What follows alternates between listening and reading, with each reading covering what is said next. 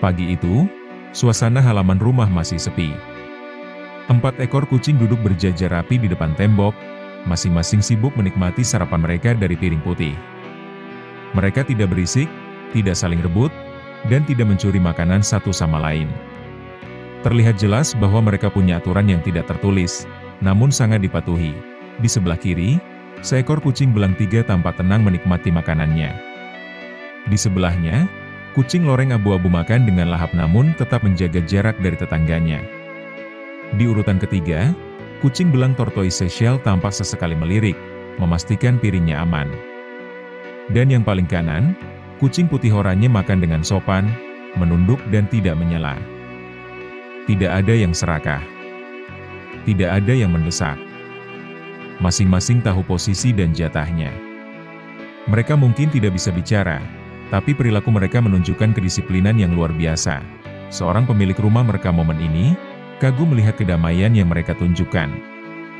Di tengah dunia manusia yang penuh perebutan, ternyata kucing-kucing ini justru menunjukkan bahwa harmoni bisa tercipta hanya dengan saling menghargai. Mereka mengajarkan satu hal penting, bahkan kucing pun punya aturan. Dan kadang, mereka lebih tahu cara hidup damai daripada kita. Si putih Oyen masih duduk di tempatnya, diam, memandangi tanah basah dan pot tanaman yang berjajar. Lehernya dihiasi kalung merah pudar, tanda bahwa dia bukan sepenuhnya kucing liar. Mungkin dia pernah dimiliki, atau sedang berada dalam persinggahan antara rumah satu dan rumah lainnya. Tapi hari itu, yang jelas, ia memilih diam. Bagi kucing, dunia tidak serumit manusia. Tapi bukan berarti mereka tak punya perasaan. Si Oyen tampak merenung. Entah apa yang ada di benaknya. Mungkin tentang makanan yang semakin sulit didapat, teman-teman yang makin jarang ditemui, atau tempat tidurnya yang basah karena hujan semalam. Daun-daun bergerak pelan tertiup angin, dan si Oyen mendongak sedikit. Menatapnya sejenak lalu kembali menunduk. Ia seakan mengingat masa-masa ketika ia masih kecil, bermain di taman yang sama ini bersama induknya. Kini, dia tumbuh dewasa, dan seperti banyak kucing lainnya, ia belajar hidup sendiri. Sesekali, ia melirik ke arah suara-suara dari kejauhan. Tapi dia tak beranjak. Ia hanya menggerakkan ekornya perlahan.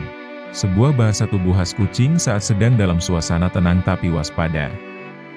Dunia kucing memang penuh isyarat yang tak bisa diterjemahkan kata-kata, tapi dapat dimengerti jika kita mau memperhatikan. Beberapa menit berlalu, si Oyen berdiri perlahan. Ia tidak terburu-buru. Ia mengendus tanah, mengamati pot bunga, dan berjalan pelan ke arah yang tidak pasti. Mungkin ia hendak menyusul teman-temannya, atau mungkin ia ingin menyusuri sisi halaman untuk mencari tempat berteduh yang nyaman. Tapi satu hal yang pasti, dalam keheningan itu, si Oyen sedang mengajarkan satu pelajaran penting, bahwa dalam kesendirian pun, ada ketenangan. Dalam diam, ada cerita. Dan dalam seekor kucing pun, ada jiwa yang sedang tumbuh, belajar, dan bertahan. Langkah-langkah si Oyen menyusuri tepian rumah perlahan-lahan membawa kita ke sisi lain kehidupannya. Ia bukan kucing sembarangan. Di antara kucing-kucing lain, ia dikenal sebagai yang paling pendiam tapi juga paling tangguh.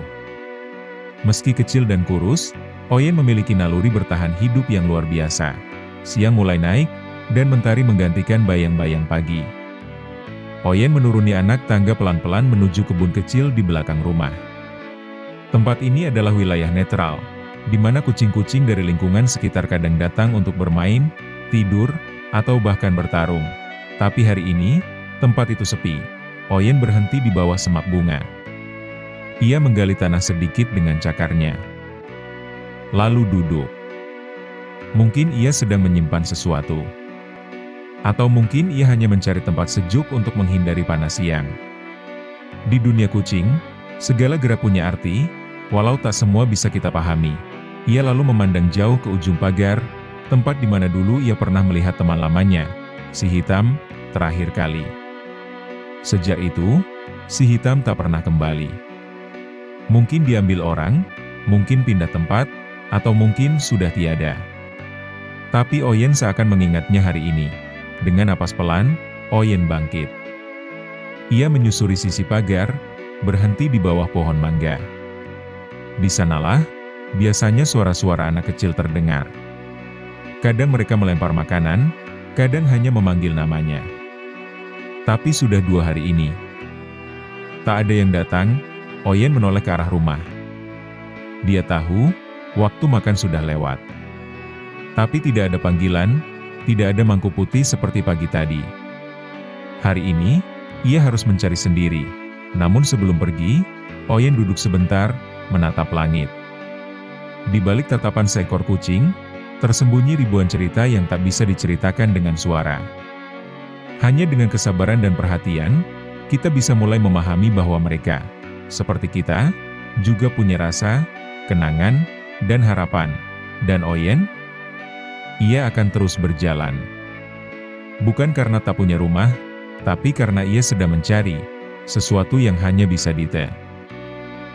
Di tengah pencariannya akan tempat baru dan makna keberadaan, si Oyen terhenti. Di tanah yang gersang namun hangat oleh matahari pagi, seekor kucing berbulu lebat berwarna jingga putih duduk tenang. Tatapannya tajam namun anggun, gerak tubuhnya lamban tapi penuh wibawa. Ia bukan kucing biasa. Kucing itu bernama Anggora, julukan yang diberikan oleh manusia karena bulunya yang tebal dan elegan. Namun di kalangan para kucing, ia dikenal sebagai Tuan Tua, sang penasehat. Oyen, yang semula berjalan acak tanpa tujuan, kini menatap kucing itu dari kejauhan. Ada sesuatu dari sikap Tuan Tua yang membuatnya menghentikan langkah. Seolah-olah, Allah memberi tanda bahwa pertemuan ini bukan kebetulan. Anggora membuka mata perlahan, seolah tahu bahwa ia sedang diamati. "Sudah jauh kau melangkah, anak muda?" Suara lembut dan berat itu terdengar di telinga Oyen, meski mulut Anggora tak bergerak. Begitulah cara para kucing tua berbicara, dengan perasaan, "Aku mencari sesuatu. Mungkin rumah." "Atau jawaban," gumam Oyen. Anggora mengangguk pelan. "Kau tak perlu mencari rumah. Rumah itu akan datang padamu, saat kau paham siapa dirimu sebenarnya." Mereka berdua duduk diam di bawah mentari. Tak perlu banyak kata. Hanya angin dan suara dedaunan yang mengisi waktu. Lalu, Tuan Tua berdiri. "Ikutlah aku. Ada sesuatu yang harus kau lihat. Dunia ini lebih besar dari sisa makanan dan tempat tidur di pojok dapur." Dengan langkah tenang, Anggora berjalan menyusuri jalan setapak kecil, dan Oyen mengikutinya. Dalam diam, Oyen sadar, ini bukan akhir perjalanan. Ini baru permulaan.